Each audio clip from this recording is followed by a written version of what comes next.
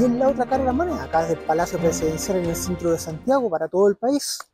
el gobierno nuevamente ha tenido una semana bastante movida. Marzo en general ha sido bastante complejo para el gobierno, este inicio del último año de gestión que le queda a la administración de Gabriel Boric. El inicio de la semana ya fue complejo con la renuncia de la ministra de Defensa, Maya Fernández, agobiada plenamente por todo lo sucedido en torno a las implicaciones por la fallida compraventa de la casa del expresidente Salvador Allende. La ministra reiteró constantemente desde el año pasado a la fecha que ella no estaba implicada, que ella había dejado un poder, que era un abogado que se estaba encargando de lo que se refería a su representación en este tema, por lo cual ella no estaba implicada en las decisiones que se habían adoptado, no estaba interiorizada en los detalles de todo lo que había sido esta negociación. Sin embargo, las presiones fueron bastantes. Desde la oposición se estaba formando ya un llamado para hacer una acusación constitucional y otras medidas desde el Congreso para poder obviamente ponerla en tela de juicio para poder conseguir su renuncia. En el interior del mismo gobierno también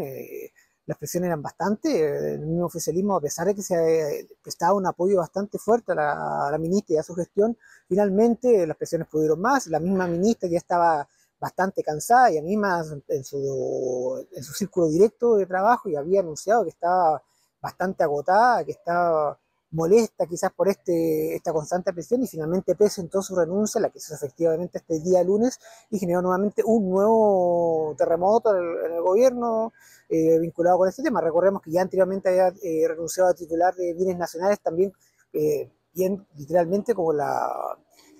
presa política, por decirlo de una forma, de todo este tema, de todo este embrollo que ha tenido el gobierno. Y obviamente ahora la ministra de Defensa, que también había sido desde el inicio bastante perseguida, finalmente presenta su renuncia. El gobierno aprovechó la ocasión también para poder nombrar como ministra titular ya de la Secretaría General de la Presidencia. Había cuenta de la salida de Álvaro Elizalde para llegar al interior, de Macarena Lobos, ya obviamente titular también, aprovechó de ordenar las piezas, y en el caso del Ministerio de Defensa asume Adriana del Piano, ya una vieja conocida de los diversos gobiernos de la Concertación y de la nueva mayoría, con bastante experiencia ministerial, muñequeo político. Quizás le falta una experiencia quizás no muy conocida en el entorno de la defensa,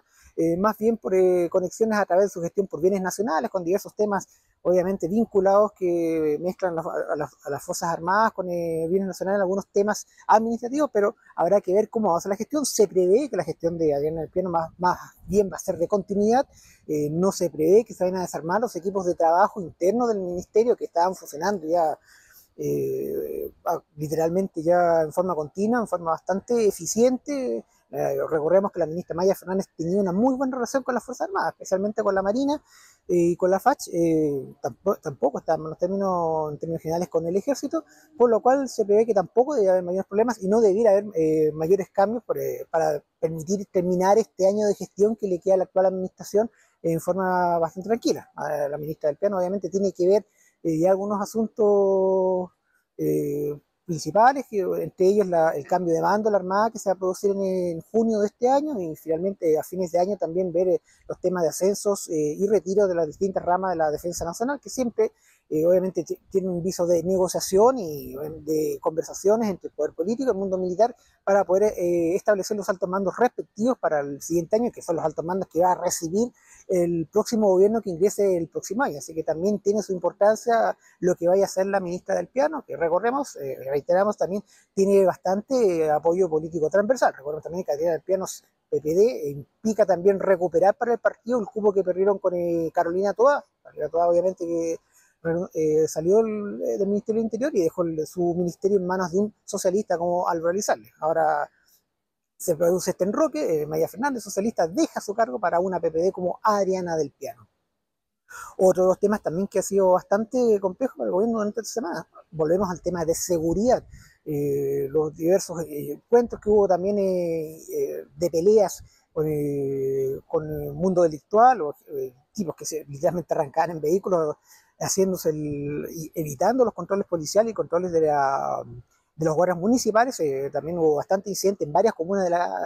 acá del Gran Santiago, y el principal de los temas, que fue el asesinato de una pareja de adultos mayores en la región de O'Higgins, que fue el que causó ya la mayor polémica y encendió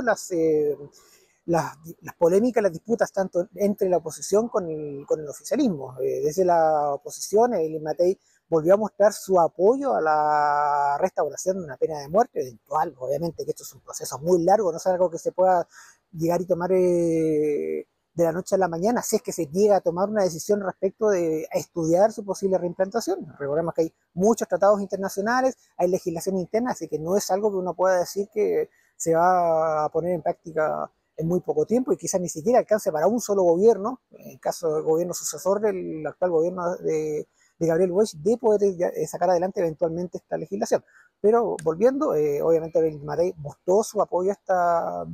esta medida, lo cual fue rechazado abiertamente por el gobierno, que recalcó que una pena de muerte no implica bajar la criminalidad, que es un tema de uso político de la situación, pero nuevamente el gobierno se ha visto implicado, complejo, de declaraciones desde la Sociedad Nacional de Agricultura, también hay declaraciones de la CPC, por el tema de la falta de control, del fracaso, por lo menos lo que ellos aluden, de las políticas de seguridad del gobierno, pero el gobierno insiste en respaldar lo que fue su gestión en temas de seguridad, y hoy día mismo la subsecretaria Carolina Leitao, subsecretaria de Prevención de Delitos, Carolina Leitao hace hincapié en que las estadísticas siempre tienen 3 meses de desfase, por lo cual obviamente las estadísticas que manejan son mucho mejores a lo cual se está saliendo en voz pública por diversas obviamente fuentes, ya sea gremiales o de movimientos políticos de oposición. Y viene este tira y afloja al final cuáles son las cifras que valen, pero existe la preocupación nuevamente de que de la seguridad se le está escapando al gobierno, pese a que están en el Congreso